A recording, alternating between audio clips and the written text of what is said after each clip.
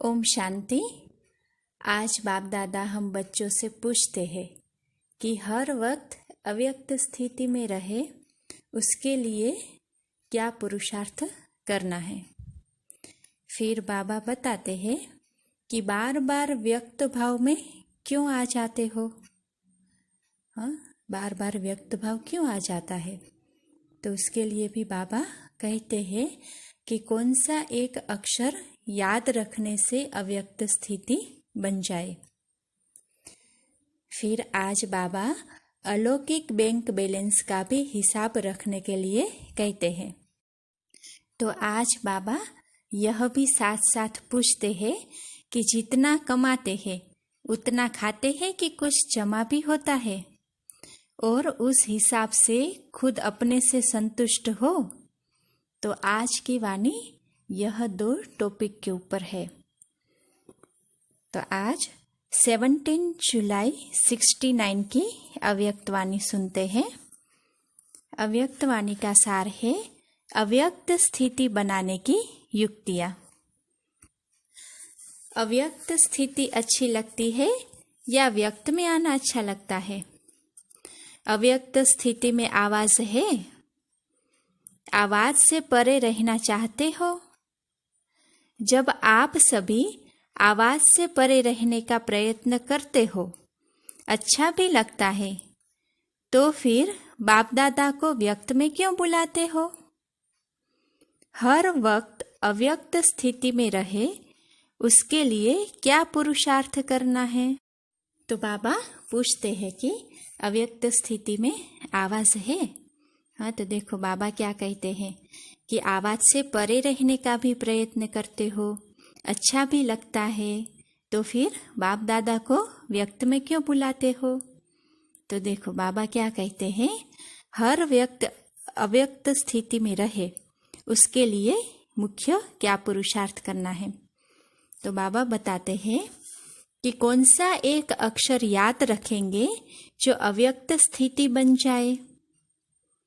मनसा, वाचा, कर्मणा तीनों ही व्यक्त में होते अव्यक्त रहे, इसके लिए एक अक्षर बताओ। हाँ, बाबा कहते हैं कि चाहे मनसा में हो, वाचा हो या कर्म में हो, व्यक्त होते भी उसमें अव्यक्त स्थिति बनी रहे, उसके लिए बाबा कहते हैं कि एक अक्षर बताओ। कौन सा अक्षर होगा वह।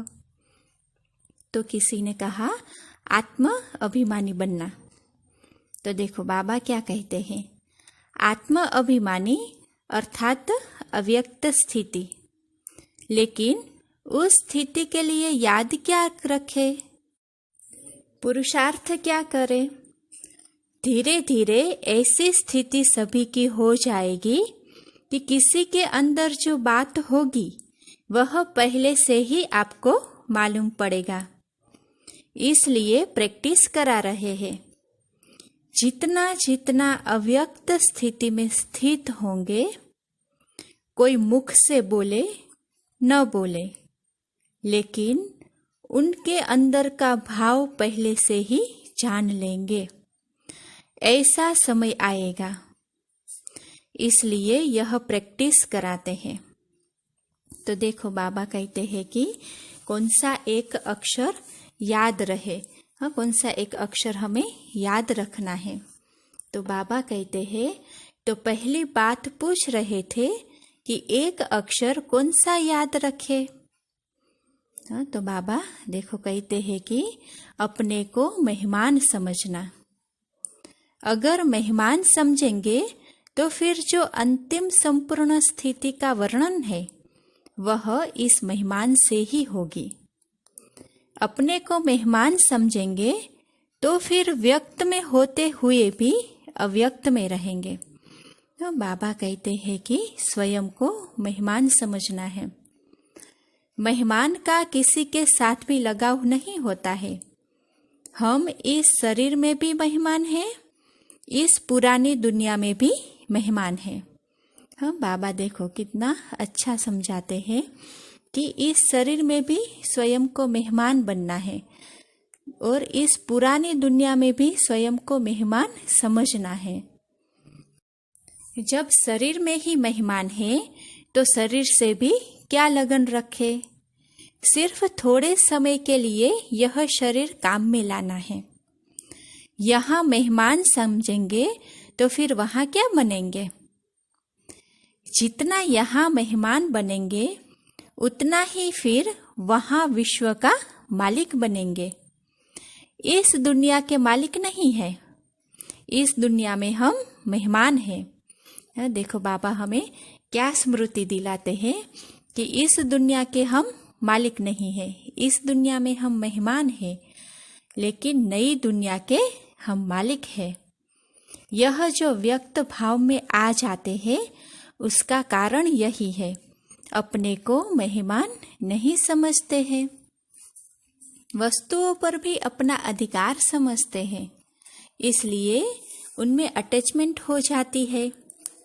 अपने को अगर मेहमान समझो तो फिर यह सभी बातें खत्म हो जाए।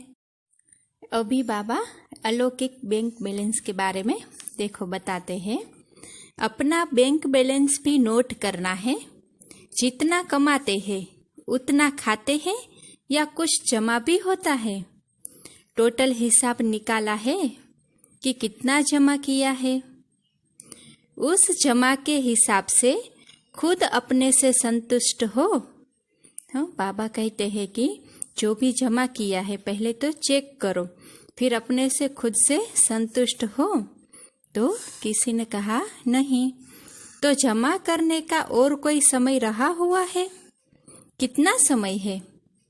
समय भी नहीं है, संतुष्ट भी नहीं, तो फिर क्या होगा? अभी सभी को यह खास ध्यान रखना चाहिए कि अपना बैलेंस बढ़ाना चाहिए। कम से कम इतना होना चाहिए जो खुद संतुष्ट रहे। अपनी कमाई से खुद भी संतुष्ट नहीं रहेंगे तो औरों को क्या देंगे? एक एक को कितना जमा करना है?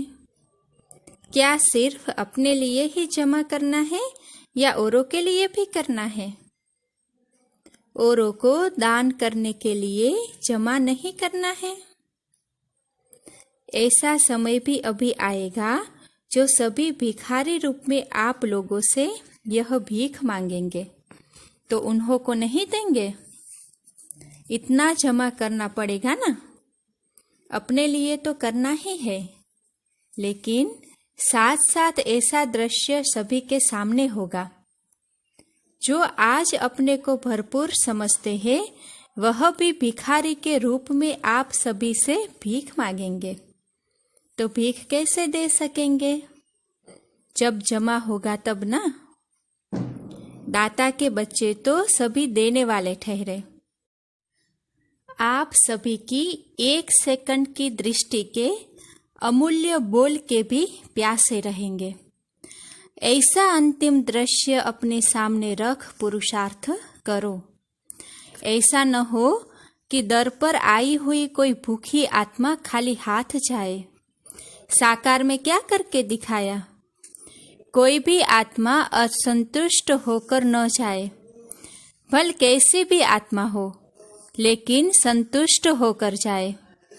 ऐसी बातें सोचनी चाहिए, सिर्फ अपने लिए नहीं। अभी आप रचयिता हो। आप एक एक रचयिता के पीछे फिर रचना भी है। माँ बाप को जब तक बच्चे नहीं होते हैं, माँ बाप की कमाई अपने प्रति ही होती है। जब रचना होती है तो फिर रचना का भी पूरा ध्यान रखना पड़ता है।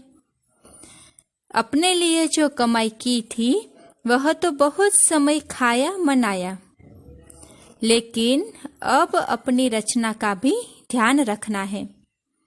आपने अपनी रचना देखी है? कितनी रचना है? छोटी है व बड़ी है? बाप दादा हर एक के रिजल्ट देखते हैं। एक एक सितारे की कितनी रचना है। जितनी यहाँ रचना होगी उतना वहाँ बड़ा राज्य होगा। यहाँ कितनी रचना रची है? अपनी रचना देखी है? भविष्य को जानते हो? रचयिता तो सभी है, लेकिन बड़ी रचना की है या छोटी रचना की है? बड़ी रचना के साथ फिर जिम्मेवारियां भी बड़ी है। अच्छा, ओम शांति।